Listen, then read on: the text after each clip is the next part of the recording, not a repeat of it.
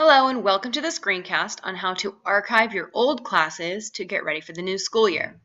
So first of all, I'm in my portal. So these are all the classes I'm enrolled in or I teach. I want to go to my list of classes because these are just the ones that I teach. And you can see when we go to my classes, these are all the active ones that I still have open from last year.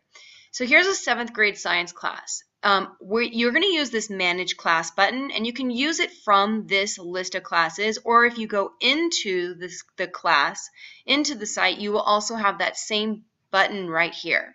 So the first thing I want to do is I want to make this old class inactive. If you haven't done that already, I want to put this in the inactive list.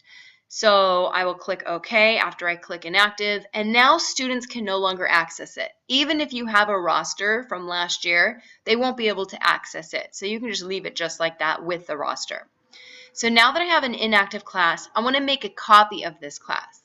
So I'm going to go to Manage Class, Save Class As, and then I actually want all of this page content, which it should, okay, I'm just going to select all. Sometimes it's already checked for you.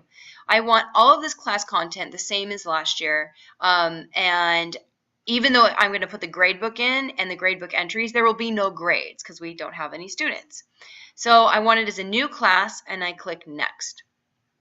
I'm going to change this title because, first of all, it has to have a different title. But I'm going to put the school year at the end, so now I can distinguish between my classes that might be the same as last year. So I add 14-15 on the end and finish. So now I have a new class, and it's going to take a while to actually import all the content. So if I refresh the page, it'll have bits and bits as it imports the content. And you will have to also redo your theme. So now this class is in my inactive list. So if I go to my list of classes, you will see now that this 14-15 class is in my inactive list. So this is my 14-15 list and my 14-15 new class that I just made. If I want to make it active right away, I can go ahead and go to Manage Class, Make Active, and nobody's going to see it until I put a roster in it. And so I'm just going to click Forever and save. And now it's on my active list when I go there. So the next thing you would do is add rosters, and there is another screencast for that. So good luck archiving your classes.